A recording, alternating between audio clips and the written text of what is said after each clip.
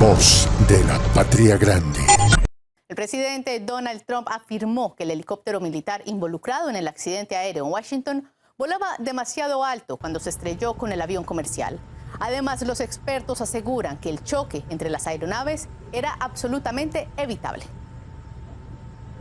Anteriormente, Donald Trump acusó a los expresidentes Obama y Biden de que sus políticas de diversidad daban preferencias por contratar a personas con discapacidades mentales, incluido el servicio militar. Se informa además que los equipos de búsqueda de Estados Unidos ya han recuperado 40 cuerpos de las 67 víctimas. También fueron halladas las 2 cajas negras de la aeronave comercial. Además de los estadounidenses, entre los pasajeros fallecidos están ciudadanos de China, Argentina y al menos 3 patinadores de ascendencia rusa. Y el accidente aéreo en Washington no es el único siniestro con deportistas famosos a bordo. Vamos a recordar otras tragedias graves que dejaron una sombra oscura en la historia del deporte mundial. 7 de los accidentes aéreos más trascendentes de la historia, donde las víctimas fueron deportistas, reconocidos en algunos casos, lo que hizo que la noticia fuera aún más resonante. Empezamos por la que quizás sea la tragedia aérea más famosa de todas, debido a la proeza que terminó significando. El viernes 13 de octubre de 1972, un avión de la Fuerza Aérea Uruguaya con 45 personas a bordo, entre ellos 19 jugadores del equipo de rugby Old Christians que iban a jugar un partido en Santiago de Chile, se estrelló en la cordillera de los Andes. 17 personas fallecieron durante las primeras horas, 12 más murieron posteriormente, entre ellos 8 por un alud de nieve.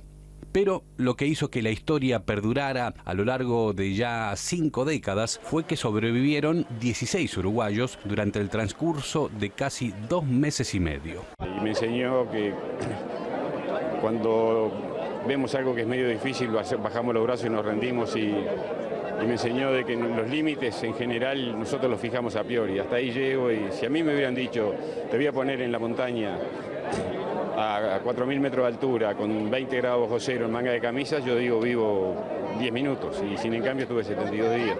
Hubiera sido imposible que sobrevivieran tanto tiempo y que 2 de ellos llegaran hasta Chile para pedir ayuda si no se alimentaban de los restos de los que habían muerto.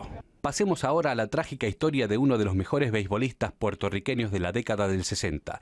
Roberto Clemente jugaba para los Piratas de Pittsburgh y era dirigente de la selección de su país cuando en diciembre de 1972 un terremoto devastó Managua, dejando un saldo de más de 10.000 fallecidos.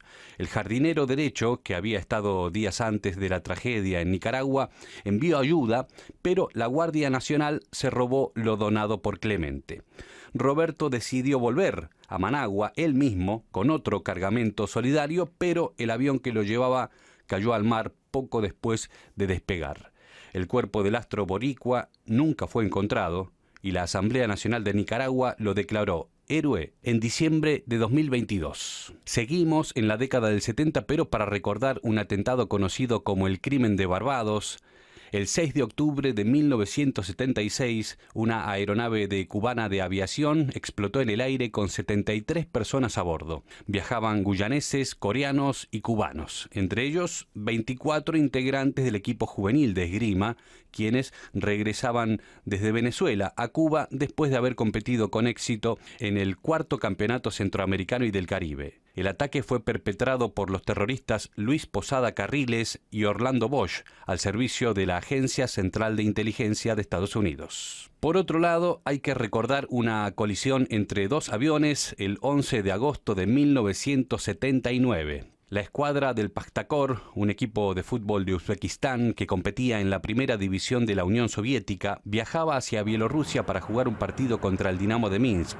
Según se ha informado, por un error de un controlador aéreo, la aeronave que llevaba a la plantilla del Pakhtakor chocó con otro a unos 8.400 metros de altura, lo que causó la muerte de más de 170 personas. Ya hablando del siglo XXI, más precisamente del 7 de septiembre de 2011, la Liga Continental de Hockey se quedaría en esa fecha sin uno de sus equipos más importantes, el Lokomotiv de Yaroslavl. todos los integrantes del conjunto ruso murieron como consecuencia del accidente del avión Yak-42, que se estrelló poco después de despegar para ir a jugar un partido a la capital de Bielorrusia. El aparato estalló en llamas y parte de su fuselaje cayó al río Volga. Al menos 44 personas fallecieron a raíz de esta tragedia.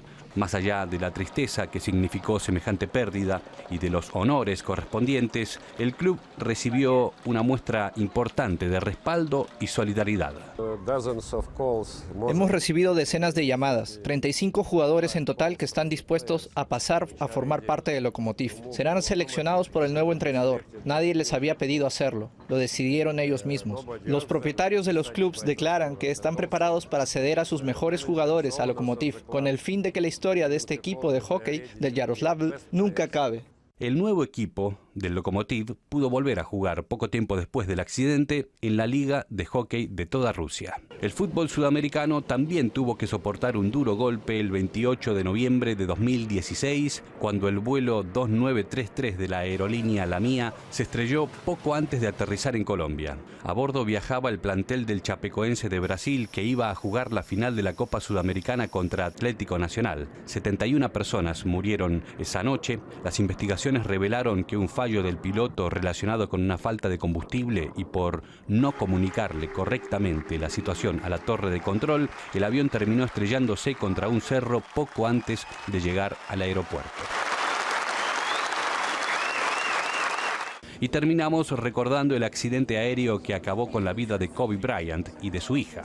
El 26 de enero del 2020, la ex estrella de Los Ángeles Lakers viajaba en helicóptero junto a su hija Gianna, quien iba a jugar un partido de básquetbol. Según las primeras conclusiones oficiales, en los minutos finales antes del accidente, el piloto se desorientó en medio de la niebla y se estrelló. Otras 7 personas que estaban en la aeronave también fallecieron, incluido el piloto. Voz de la Patria Grande.